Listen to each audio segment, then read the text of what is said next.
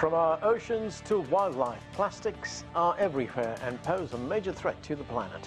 We'll discuss how the international community is responding. Hello, I'm Arnold Vaidem, and this is The Heat.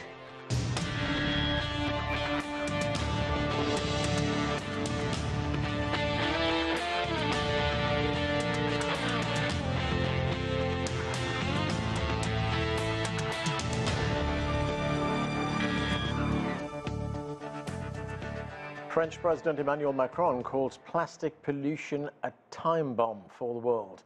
The United Nations Environmental Programme says plastics are hurting ecosystems, warming the climate and damaging our health. In February of 2022, countries agreed on the need for a legally binding United Nations treaty to end plastic pollution around the world. This week, delegates from 175 countries got to work with the second round of talks.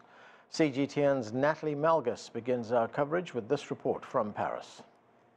Stand up! It's been 5 days of intense debate at the UNESCO HQ in Paris. What do we want? Global Plastics Treaty! When do we want it? Now!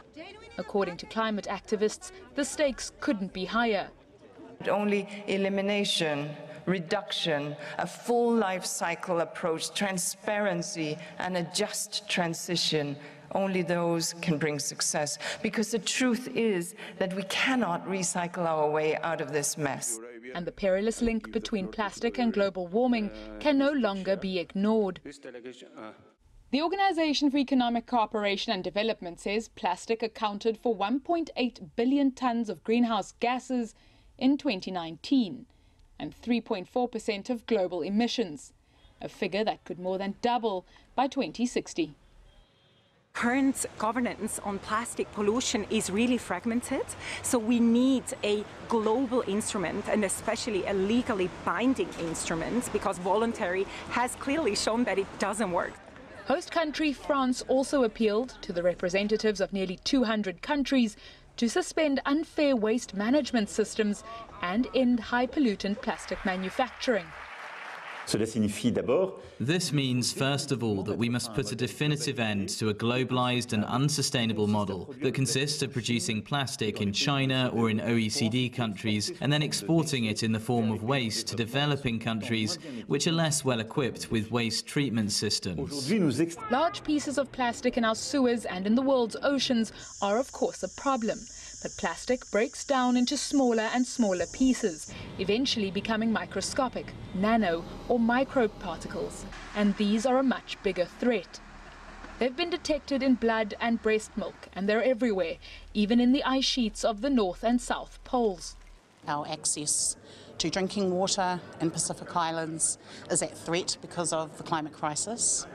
And knowing that plastic pollution is contributing to that,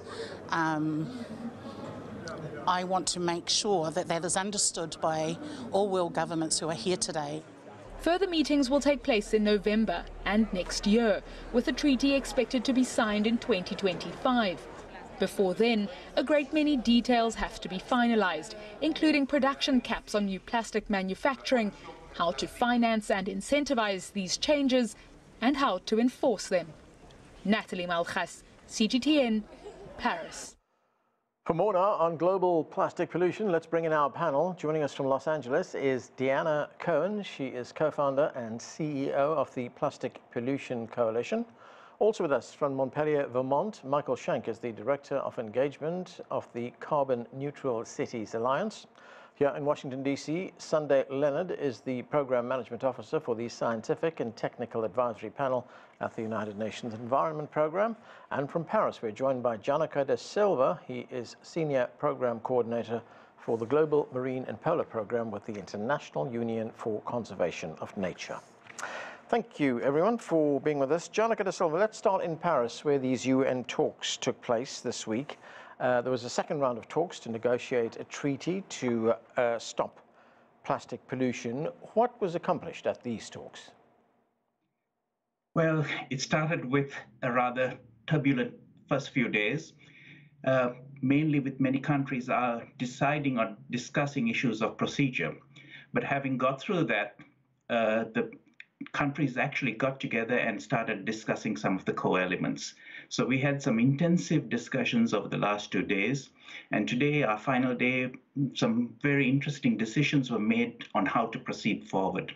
And as you can imagine, it's quite a complex problem. So getting agreement amongst the diverse groups of countries was quite a challenge. But I think we are making progress here.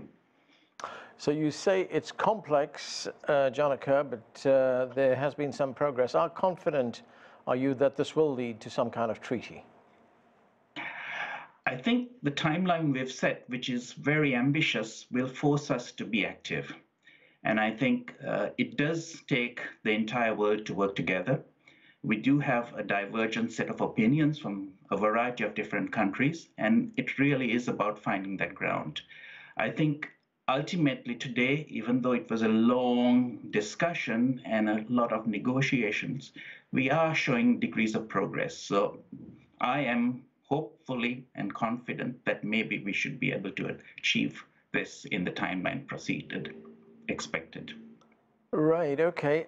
Sunday, Leonard, the chief of the UN Environment Programme, told delegates we cannot recycle our way out of this mess. The agency has published a blueprint to reduce plastic waste by 80% by 2040. What can you tell us about this plan, this blueprint? Yeah, thank you. Yes, our executive director said we cannot recycle our way out, and that's just the truth about the issue. I think the question we need to ask ourselves is this: if recycle can solve the problem, why haven't we solved the problem? Currently, I think the data says that between 7 to 9% of plastic is being recycled. So recycling is part of the solution, but it's not the whole solution. I think part of what we need to think of is addressing some aspect of plastic that are not needed. So, for example, single-use plastics, where we can have alternative solutions, then we should focus on using alternative materials, for example, in the packaging sector for plastics. And then, so that means that we will have to consider maybe banning some plastics. That's part of the solution. But also is that there are some, and there are beneficial uses of plastic. There are some sectors where plastic is needed, which means that how do we use plastic within this sector? And that's where the concept of circular economy comes in, where we ensure that products are designed from the onset to make sure that waste is designed out of the process. That's, for example, removing harmful chemicals that makes it even difficult to recycle plastic in the first place, designing for durability so that we can use them for a long time before they become waste or need to be recycled. So those are examples of the kind of solutions that needs to be put in place. And putting these solutions in place doesn't only involve just the technical solution. It also needs to also think of how do we change business models, how do we consider the socioeconomic dimension of the problem, and make sure that we create solutions in an integrated manner that is just and incorporates the need of developing countries, developed countries, the plastic producers, the plastic users, bringing those solutions together to lead us to the kind of future that we want, where plastic is only used for the beneficial use and not, and the harmful aspect of plastic is prevented. Dianna Cohen, looking at some numbers here, plastic production has doubled in 20 years to more than 460 million tons, and just 10% of those plastics are actually recycled. The rest is put into landfills. What kind of international support are you seeing for the elimination of, say, single-use plastics? Well, we've seen a major upswell in attention and energy put towards reducing single-use plastics, towards moving towards reuse, refill, repair, share models around the world, and plastic-free versions of those. We are looking as a global movement, as Plastic Pollution Coalition and the Break Free from Plastic movement, to create real circular systems, and these need to be better planned for near future implementation. What we have happening right now is the world is using single-use plastic to deliver water and various things to people when this is not something that's necessary. I want to go back to what some of my colleagues have just said on this panel, which is that plastic was never designed to be recycled, and it is still not designed to be recycled. So unfortunately, when we refer to it at the end of its life as waste, et cetera, the solutions and the false solutions that unfortunately are being considered because industry has such a big presence in these negotiations are chemical recycling and incineration and different forms that poison us again and again. So I think there's a major global movement of people who are all working towards a world free of plastic pollution and its toxic impact. And we're glad to see some emphasis in all of these negotiations on reduction and reuse in UNEP's roadmap.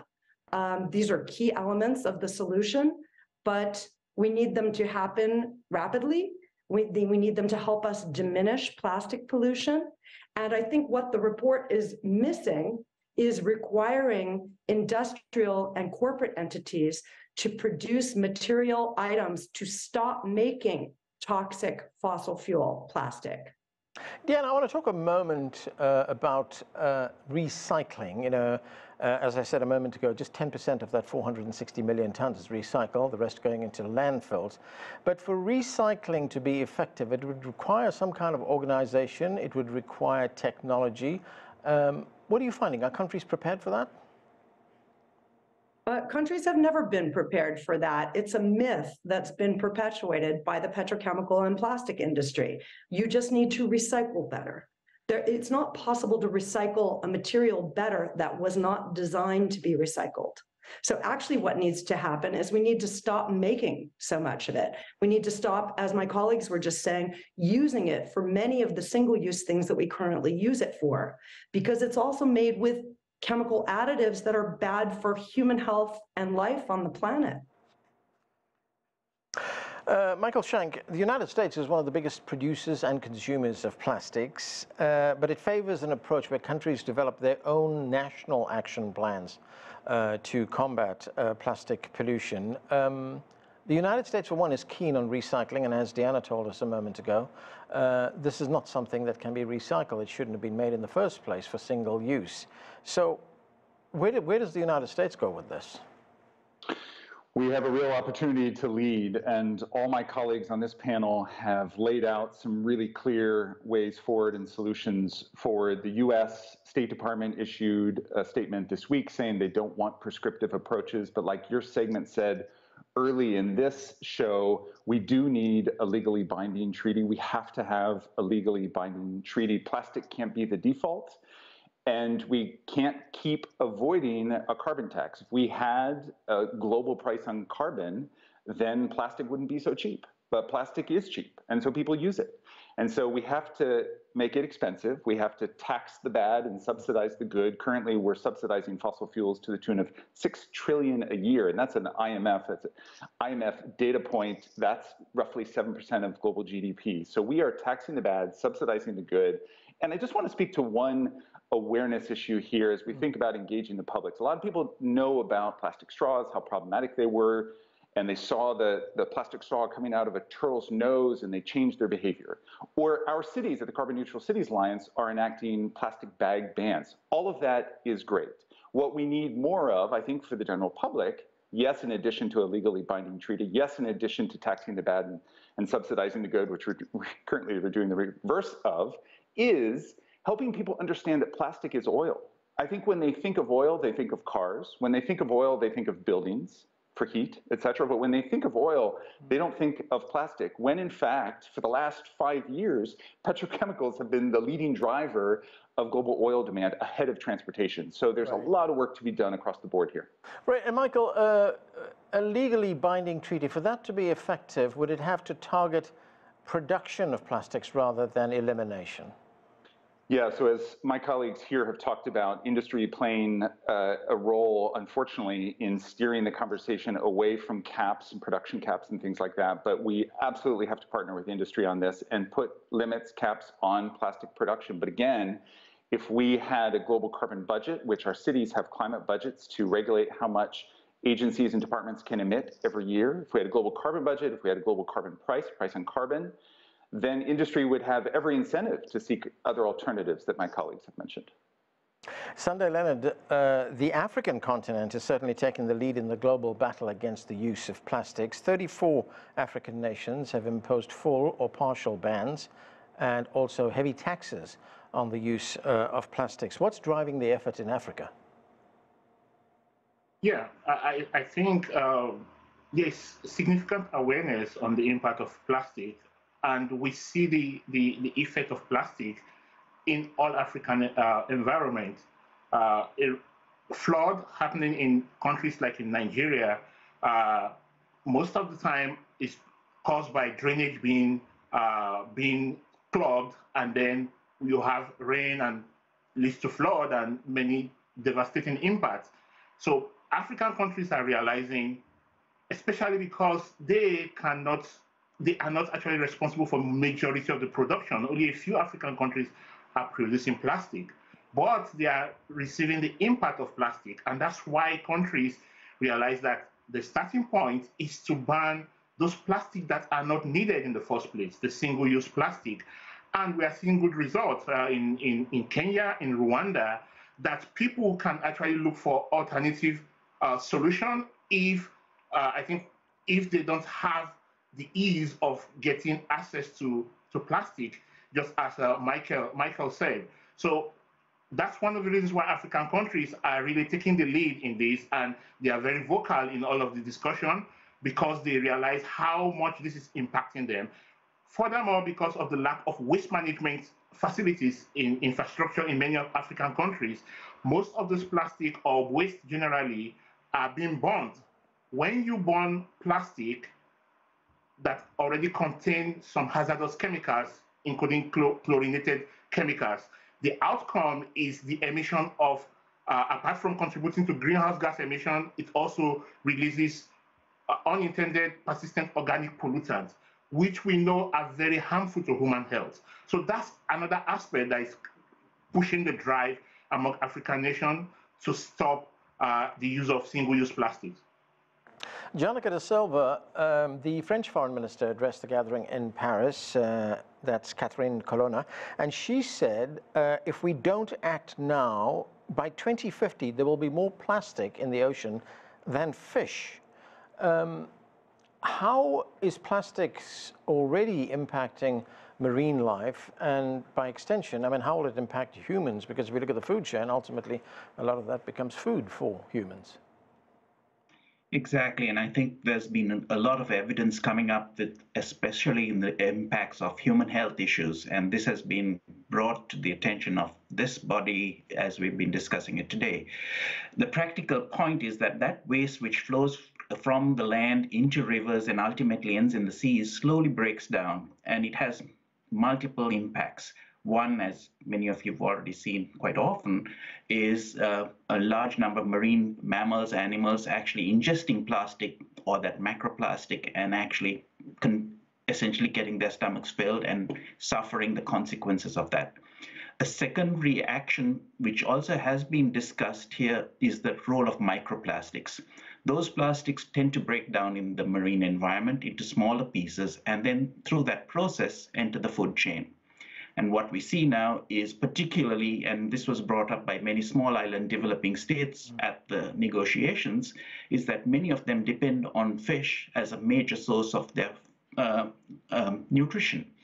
And the worry is that by consuming so much that over time, there are potentially long-term health impacts that could result from this. So these are some of the issues that are coming through.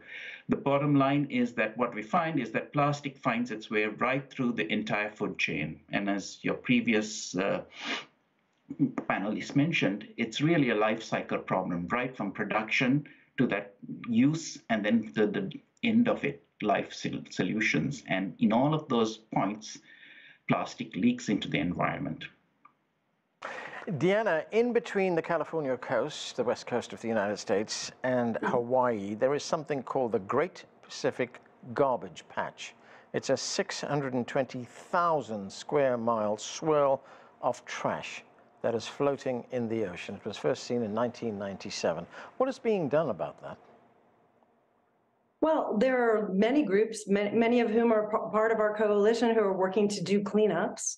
Although I would say, and our focus is really looking to all the different source points and not solely focusing on cleanup. I think that it's a little bit of a smoke and mirrors game that industry plays by aligning themselves with and sponsoring cleanups. If you continue to focus on downstream, you don't actually address what's happening upstream. And what's happening upstream with plastic and plastic pollution is when we use it to package our food, our beverages, our beauty products, our cleaning products, our health products, micro amounts of it leach into everything that we eat and drink, and it is a human health toxic issue for us. So plastic pollutes human health, animal health. It's a social justice issue. It's an environmental justice issue. It contributes to and exacerbates climate change. It's a wildlife issue. Basically, plastic is pollution. And unfortunately, what we're seeing is that, yes, it's in the ocean. That can be a starting point where people first learn about it. Yep. But cleaning it up in the ocean and using ships that are going to necessitate huge amounts of fuel to go out and try and pick something up that is not simply floating over 2,000 square miles in the ocean, but it's actually on the surface in all of the water strata, on the bottom of the seafloor bed, we don't know how much. And it's not only the Great Pacific Garbage Patch on the Pacific Ocean, we have multiple gyre systems in all the major oceans in the world, and plastic is polluting us across the board everywhere. I like to say plastic knows no boundaries. Plastic pollution is everywhere. It's not one country's problem, it's every country's problem. And these solutions, again, which include incineration or euphemistic terms like waste to energy or waste to fuel, are not the solutions that we need at the end of life and downstream. We need to really go back and focus on all the source points. So I think what we have with this global plastic treaty is that we can create a highly effective tool. If it's comprehensive and binding and enforceable, we can enforce this global plastics treaty that stops plastic pollution at the source and addresses the deadly consequences of plastic's endless toxic existence in it's a historic opportunity to set humanity on a better path forward. Michael, talk to us about the relationship or the connection between plastics and global warming, and whether this could be something that could force or motivate governments to act more forcefully against plastics pollution. Yeah, there was a report released in last week by Pacific Environment, which is a global nonprofit, that looked at how much we need to cut in plastic production by 2050 to stay within 1.5 degree warming above pre-industrial temps. And according to their report, which was covered in the press, we need a cut in plastics production by 75% by 2050 to stay within 1.5 degrees. And as I mentioned earlier, IEA in 2018, 5 years ago, were tracking petrochemicals as, again, the leading driver of global oil demand, well ahead of transportation. So we have the data. We know that plastics and petrochemicals are driving oil demand well above transportation. A lot of people don't know that. As I mentioned earlier, when people think of oil, they think of cars. When people think of oil, they think of buildings and heat. They don't think of plastics. So the job is on us, national governments, subnational governments, to help the public understand that so that they too change behavior, in addition to this legally binding treaty that we need to talk about. Something our cities are doing too is really promoting circular economy. It was already mentioned on the conversation today, but cities in the Carbon Neutral Cities Alliance and above and beyond are prioritizing circular economy. They're prioritizing consumption-based emissions, which is new for cities, to look at food and fashion and the plastics therein in those industries. So finally, subnationals are really tackling this head on and changing industry as a result. You know, Sunday, Leonard, some of the most dramatic, some of the most graphic pictures I've seen of plastics pollution were taken in the Philippines. There was a report in the Washington Post which said that the Philippines produces 1/3 of all ocean plastic waste in the world. And the Philippines did take action. It passed an act, a law, 20 years ago, a landmark waste management act, yet the garbage continues to pile up. I mean, we're looking at pictures of it right now. What more can be done to incentivize people in the developing world to get rid of plastics? Yeah, so I think the case of Philippines is unique. Actually, Philippines contributes the highest amount of plastic into the ocean. And this is because of they have high waste emission because of the relative slow landmass, but a long coastline. So basically, it's easy for plastic to escape into the ocean. Now, to address this, I think the point that has been made earlier on that waste management is not the solution to plastic. It needs to be addressed upstream. Mm-hmm. Eliminates the plastic that we don't need to use in the first place. Make sure that you have alternatives, and that's one of the things that Philippines needs to do. And then, for the waste that are already in existence, how do you incentivize people or communities to address them? For example, you can use digital technology, and there's an example of the Plastic Bank, which has been working in Philippines, helping to use blockchain to help encourage people to collect plastic and prevent their escape into the ocean. But addressing the waste, I will reemphasize, addressing the waste management aspect is not the solution that will take us to where we need to get to. We need to reduce plastic production from the upstream. Yeah. Janica, very quickly, I've got less than a minute left, but in March, the United Nations announced an agreement to protect the world's oceans. That was the UN High Seas Treaty. Could that be something of a template for a treaty on plastics? I hope so. It gives us hope. I think the challenge with the plastics treaty is that it has to cover both land and oceans, because the solution actually applies right across the entire globe. There is no one place that can be avoided, and that is a much larger challenge than just even dealing with just the oceans. Right. However, having said that, I think it is a great opportunity because there's a momentum that we can actually have success. Okay, and that's where we have to leave it. Thanks to all of you for being with us on the show. That is it for this edition of The Heat. I'm Anand Naidu in Washington, D.C.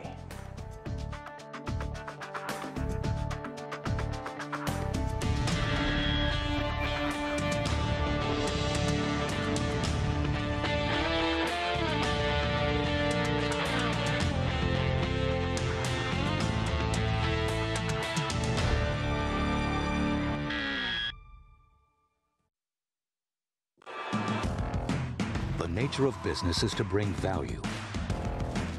Business activities in Europe, Asia, and the U.S. reach consumers globally. Trade, manufacturing, energy, high-tech, real estate, consumption. We give an expanded view on global business and how it covers, influences, or relates to the whole world. Global Business, only on CGTN.